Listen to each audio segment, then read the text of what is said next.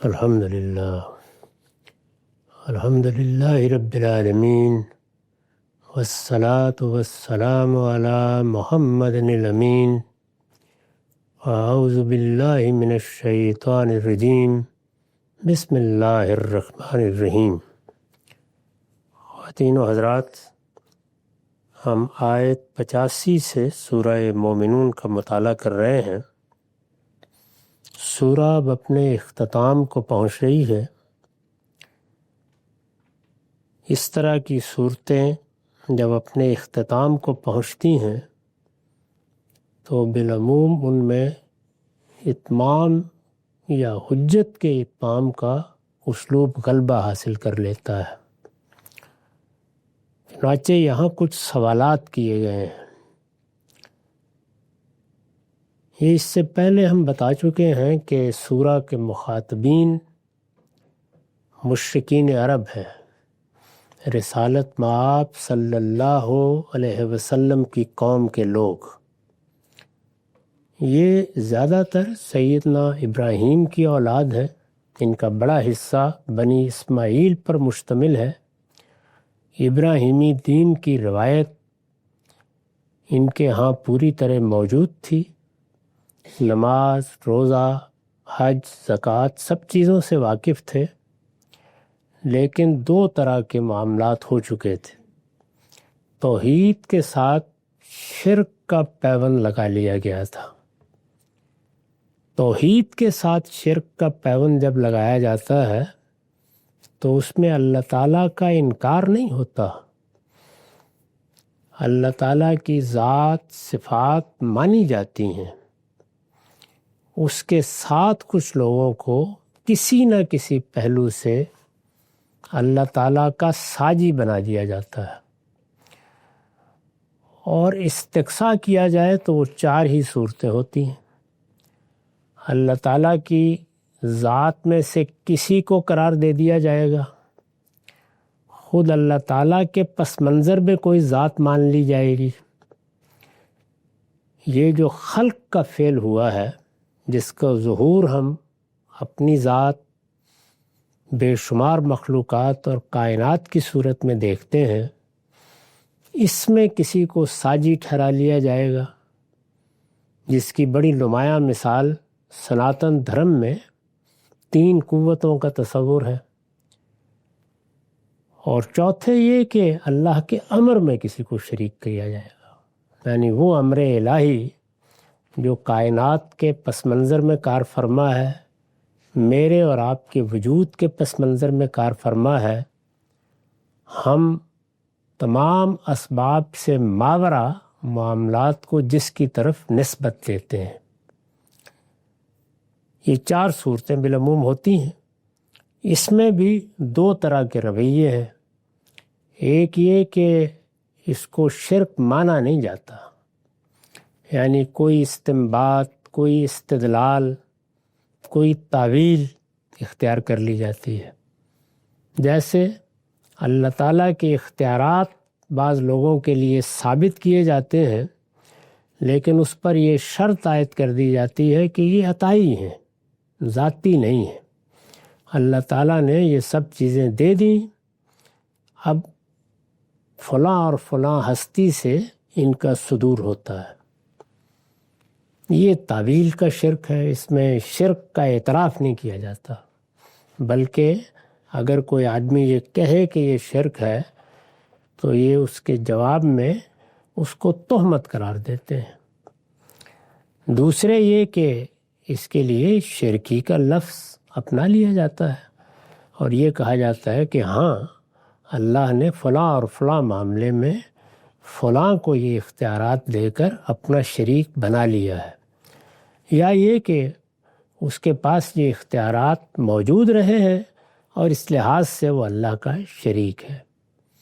چنانچہ فرشتوں کے بارے میں مشرکین عرب کا یہی تصور تھا کہ یہ اللہ کی بیٹیاں ہیں، اللہ تعالیٰ کے ساتھ ان کو ایک خصوصی قرب حاصل ہے، اس وجہ سے اب یہ کائنات کے نظم میں، وہی جس کو قرآن مجید کہتا ہے کہ الا لہ الخلق والامر، تو یہ اس کائنات کے امر میں شامل ہو گئے ہیں، ان کو شریک کر لیا گیا ہے۔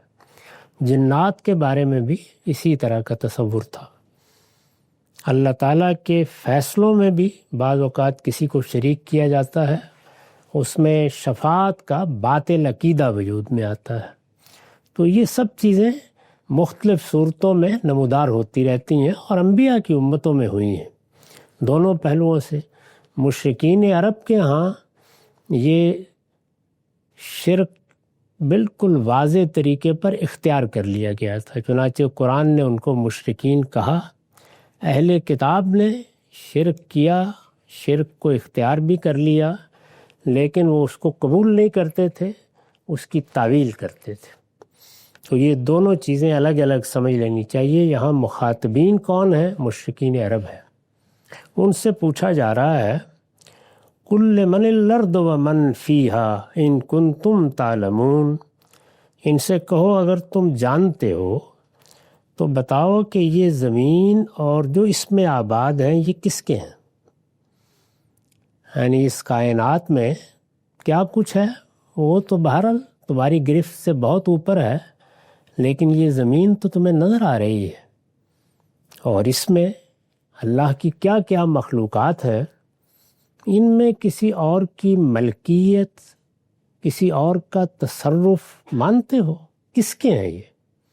یعنی ان کو وجود میں کون لایا ہے؟ ظاہر ہے کہ جو وجود میں لایا ہے، جو خالق ہے، چیزیں اسی کی ملکیت ہو سکتی ہیں، تو یہ کس کے ہیں؟ ارشاد ہوا کہ سَيَقُولُونَ لِلَّهِ، یہ ضرور کہیں گے کہ اللہ کے ہیں۔ یہاں جملوں کا اسلوب ایسا ہے، گویا مخاطب کہے گا کہ یہ کیا بات پوچھ رہے ہو؟ اللہ کے ہیں، زمین اس کی بنائی ہوئی، آسمان اس کا بنایا ہوا، یہ تمام مخلوقات بھی اسی کی ہیں، یہ ضرور کہیں گے کہ اللہ کے ہیں۔ قُلْ أَفَلَا تَذَكَّرُونَ، کہو تو کیا تم اس سے یاد دہانی حاصل نہیں کرتے؟ یعنی یہ بات اگر مسلمہ کے طور پر ہے، مان رہے ہو کہ یہ سب اللہ کے ہیں، تو پھر اس کے لوازم کی حیثیت سے یہ ماننا پڑے گا نا کہ بندگی اللہ ہی کی ہونی چاہیے، پرستش اللہ ہی کی ہونی چاہیے، بادشاہی اللہ ہی کی ماننی چاہیے، معبود اسی کو ہونا چاہیے۔ تو یہ اس کے بعد یہ شرکا کیا کرنے کے لیے آ جاتے ہیں؟ یہ مدعا ہے، میں نے اس پر لکھا ہے، یعنی اس بات کی یاد دہانی فرمایا نا، تو کیا تم اس سے یاد دہانی حاصل نہیں کرتے؟ یعنی اس بات کی یاد دہانی کہ خدا کے سوا کوئی بندگی کا مستحق نہیں ہے۔ قرآن مجید میں یہ لفظ تذکر، جس کا ترجمہ ہم یاد دہانی کرتے ہیں، یہ عقلی یاد دہانی کے لیے بھی استعمال ہوتا ہے اور جگہ جگہ استعمال ہوتا ہے۔ عقلی یاد دہانی کا مطلب یہ ہے کہ آدمی ایک چیز کو مانتا ہے، وہ اس کے لیے ایک حقیقت ہے، وہ اس کا مسلمہ بھی ہو سکتا ہے اور کوئی وجودی حقیقت بھی ہو سکتی ہے۔ وجودی حقیقت یعنی جو ہمارے حواس کی گرفت میں آتی ہے، جو ہمارا ادراک بن جاتی ہے۔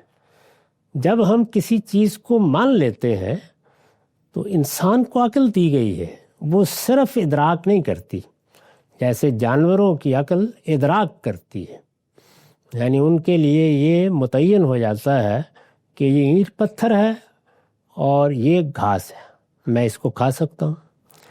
ہماری عقل اس کے بعد استدلال کرتی ہے، یعنی یہ ممکن نہیں ہے کہ ہم کسی وجودی حقیقت کا ادراک کر لیں، اس کا اقرار کر لیں، اس کا اعتراف کر لیں، تو پھر اس سے جو لازمی استدلال پیدا ہوتا ہے اس کو قبول نہ کریں۔ اللہ تعالیٰ نے یہاں فرمایا کہ اگر تم نے یہ مان لیا کہ زمین اس کی، زمین میں آباد سب مخلوقات اس کی، تو پھر بندگی کسی اور کی کیسے ہو سکتی ہے؟ یعنی اس تضاد کا کیا جواب دیتے ہو؟ ایک بات کو مان کر پھر اس کے لازمی نتائج تو ماننا ہوں گے، اور اس کے لیے کچھ بھی مشکل نہیں، وہ جب چاہے تمام جن و انس کو مار کر دوبارہ پیدا کر سکتا ہے۔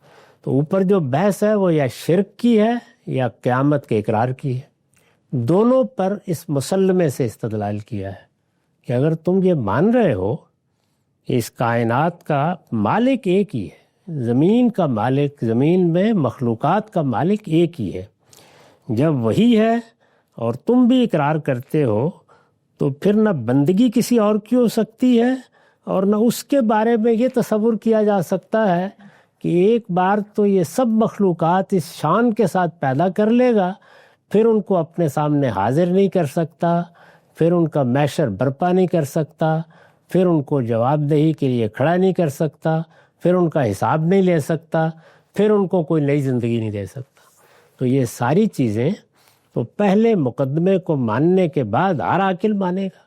اس کو مانتے ہو تو لازمی نتیجے کے طور پر یہ ماننا پڑے گا۔ یہ مسلمات سے استدلال ہے، قرآن مجید میں جگہ جگہ اس کو کیا گیا ہے۔ اس کے بعد فرمایا قُلْ مَن رَّبُّ السَّمَاوَاتِ السَّبْعِ وَرَبُّ الْعَرْشِ الْعَظِيمِ، ان سے پوچھو کہ یہ زمین تو تم نے دیکھ لی اور اس میں جو مخلوقات ہیں وہ بھی تم جانتے ہو، اس سے اوپر 7 آسمانوں اور عرش عظیم کا مالک کون ہے؟ یعنی اس میں بھی کوئی تردد ہے کہ جس پر کوئی استدلال کر کے بتایا جائے؟ یہ بھی مانتے ہو یا نہیں مانتے ہو؟ یہ دیکھ لیجئے، مخاطبین کا اعتراف نقل کیا ہے، یہ ضرور کہیں گے کہ یہ بھی اللہ کے ہیں۔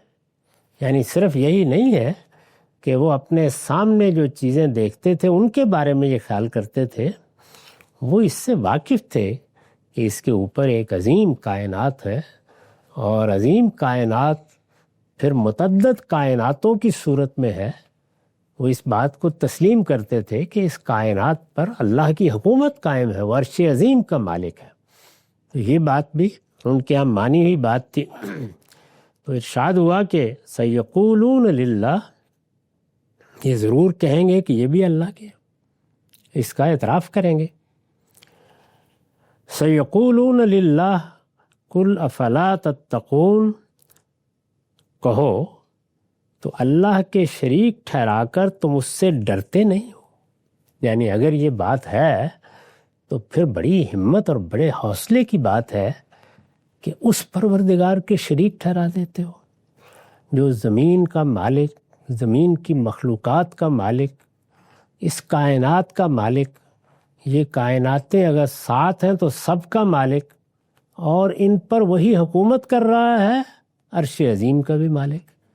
تو یہ سب کچھ جانتے بوجھتے تم شریک کس طرح ٹھہراتے ہو؟ یعنی پھر شرک کی گنجائش کہاں رہی؟ پھر تو فرشتے ہوں گے تو وہ بھی خدام، جنات ہوں گے تو وہ بھی خدام، اور انسان ہوں گے تو وہ بھی عباد۔ پھر سب عباد الرحمن ہیں، پھر بندے ہیں، کوئی رسول، کوئی نبی، کوئی فرشتہ، کوئی جن، پھر اس سے مختلف کسی حیثیت کا حامل ہو نہیں سکتا۔ تو اس لیے تمہارے ہاں یہ تضاد فکر کہاں سے آیا ہے؟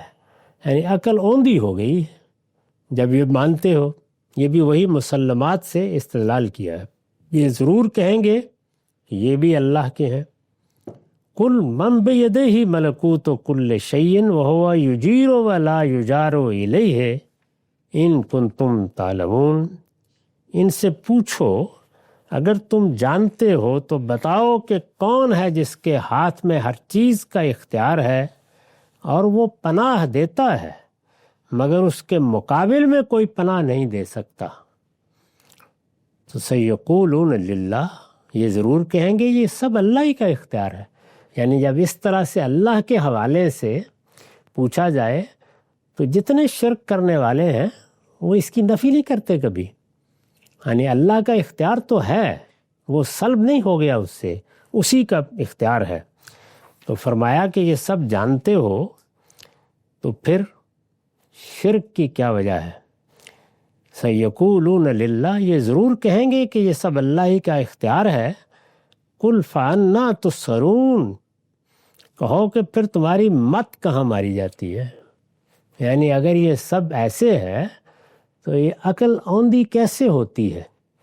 یہ خبت کیسے ہو جاتی ہے؟ یہ اس کے لازمی نتائج کو کیسے قبول کرنے سے انکار کر دیتی ہے؟ بلکہ انکار کیا، اس کے مقابل میں ایک پوری دیمالا بنا کے کھڑی کر دیتی ہے۔ یہ کیسے ہو جاتا ہے؟ یہ جو اگر تم جانتے ہو، اس سے اوپر بھی کہا تھا ان سے کہو اگر تم جانتے ہو، ان کنتم تعلمون، یہاں پر بھی ان کنتم تعلمون، ان پر میں نے حاشیہ لکھا ہے، یہ الفاظ اوپر بھی آئے ہیں، دونوں جگہ یہ مخاطبین کے تضاد فکر پر تاریز ہے، یعنی جانتے ہو اور پھر جانتے ہو اور اس کے باوجود اس پہلو کو نمایاں کرنے کے لیے یہ اسلوب اختیار کیا ہے۔ مطلب یہ ہے کہ ان مدعیان علم سے پوچھو، جانتے ہو، یعنی اگر تمہارے علم کے پہلو سے سوال کیا جائے تو تمہارا جواب بالکل واضح ہے، سب اللہ ہی کا ہے، اس کائنات کا نظم اسی کے ہاتھ میں ہے۔ ان مدعیان علم سے پوچھو کہ ایک طرف یہ سب باتیں مانتے ہو اور دوسری طرف خدا کے شریک ٹھہراتے ہیں، یعنی ان باتوں کو ماننے کے بعد کیا کوئی شخص بقائمی ہوش و حواس کسی کو خدا کی خدائی میں شریک ٹھہرا سکتا ہے؟ یہ سب باتیں مانتے ہو اور دوسری طرف خدا کے شریک ٹھہراتے، اور آخرت کی یاد دہانی کی جائے تو کہتے ہو کہ یہ سب اگلوں کے افسانے ہیں۔ تو یہ قرآن مجید کا دونوں مقدمات پر استدلال ہے، یعنی جو لوگ اس بات کو تسلیم کر لیتے ہیں کہ اس کائنات کا خالق ایک زندہ جاوید ہستی ہے، وہ ہے، تو پھر آخرت اس کائنات میں انسان کے وجود کا ناگزیر تقاضا ہے، بلکہ اس کائنات کے وجود کا بھی ناگزیر تقاضا ہے۔ انسان کے وجود کا اس لیے کہ اس کو جو شعور دیا گیا ہے، جو حادثہ اخلاقی عطا ہوا ہے، اس کے اندر جو شخصیت بدیت ہے، وہ اس عارضی دنیا کے ساتھ کسی لحاظ سے بھی ہم آہنگ نہیں ہے۔ چنانچہ وہ اندر سے باہر سے تقاضا کر رہی ہے کہ جو خلا اس میں محسوس ہو رہے ہیں وہ بھرے جانے چاہیے۔ گویا وہ عورت کو دیکھ کر مرد اور مرد کو دیکھ کر عورت کی ضرورت پیدا کر رہی ہے، تو اس لیے انکار کیسے کرتے ہو؟ اور کائنات کو دیکھیے تو ڈنڈار پڑی ہوئی ہے، عظیم کائنات، اتنی وسیع کائنات، یہ کائنات جس نے ہمیں متحیر کر رکھا ہے، تو یہ ساری کی ساری کائنات آخر کس لیے بنائی گئی ہے؟ اس کا بھی جواب ہونا چاہیے، بے معنی اور عبث تو نہیں ہو سکتی۔ یہ عظیم کرے، یہ سورج، یہ چاند، یہ کہکشانیں، یہ اس قدر وسیع کائنات، اور اس پہ اتنا مادہ جو بکھیر دیا گیا ہے، جو ہماری زمین کی نسبت قائم کر کے بیان کیا جائے تو تب بھی یعنی اربوں کھربوں گنا ہے۔ یہ کس لیے؟ تو بے معنی محسوس ہوتا ہے۔ تو اس وجہ سے کائنات بھی اپنے وجود سے اپنی تکمیل کا تقاضا کر رہی ہے، اور انسان بھی اپنے وجود سے اپنی تکمیل کا تقاضا کر رہا ہے۔ یہ تو اپنی ناتمامی کا ماتم کر رہے ہیں زبان حال سے۔ اس وجہ سے یہ کیسے ہو سکتا ہے کہ کوئی عاقل انسان خدا کو ماننے کے بعد آخرت کا انکار کر دے، یا اس کو ماننے کے بعد کسی کو اس کا شریک ٹھہرائے؟ تو یہ استدلال کیا ہے۔ آخر یہ کیا حماقت ہے؟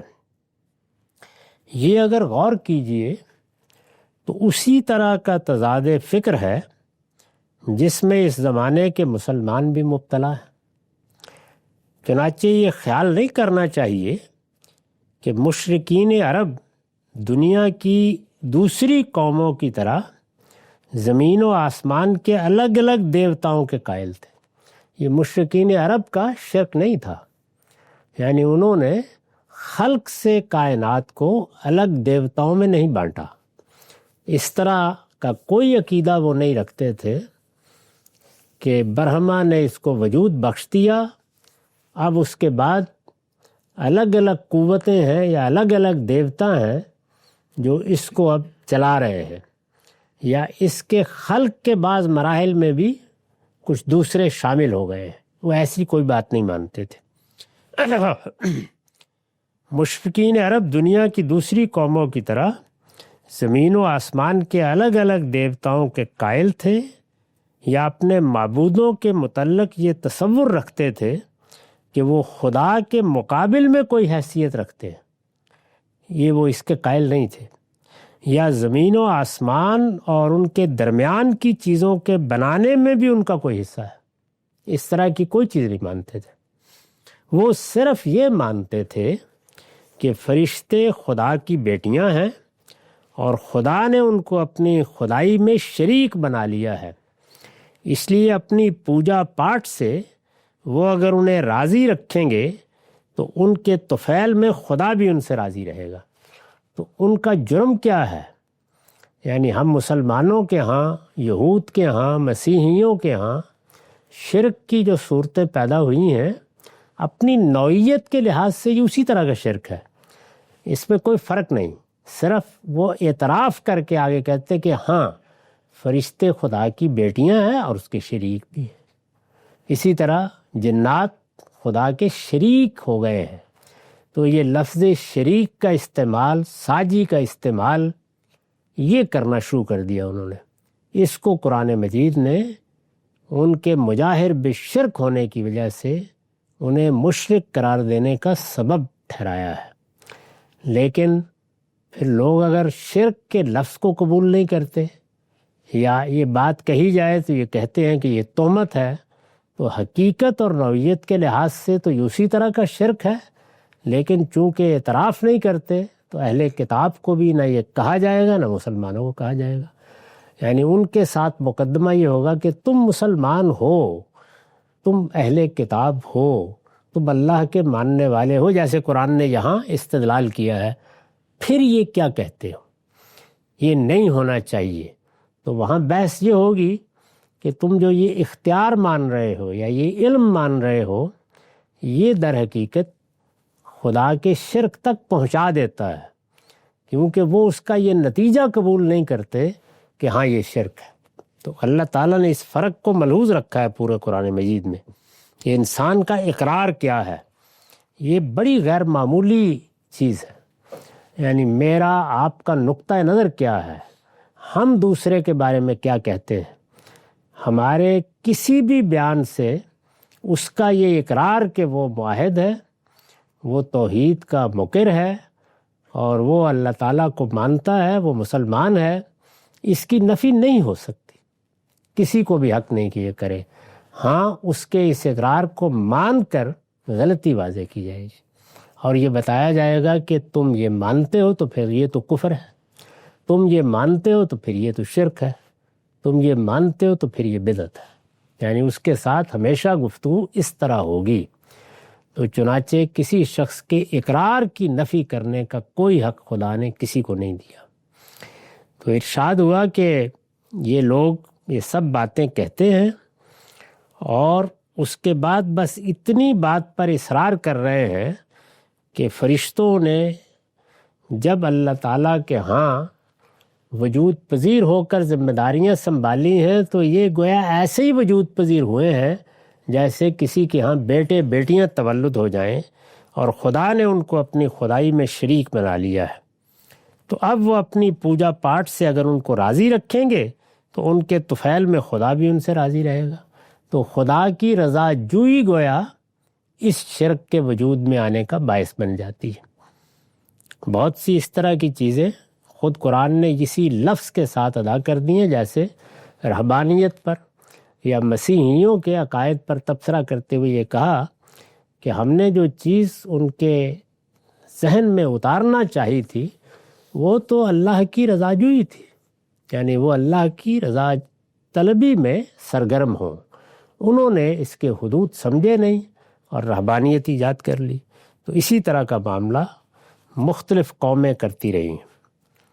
ارشاد ہوا بل اتیناہم بالحق وانہم لکاذبون، نہیں کچھ نہیں بلکہ ہم ان کے پاس حق لے کر آئے ہیں۔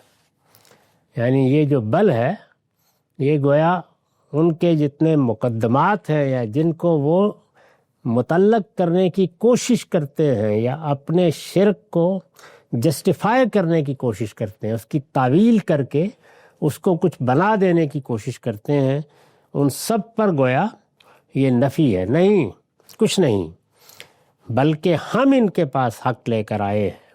وَإِنَّهُمْ لَكَاذِبُونَ، اور حقیقت یہ ہے کہ یہ بالکل جھوٹے ہیں۔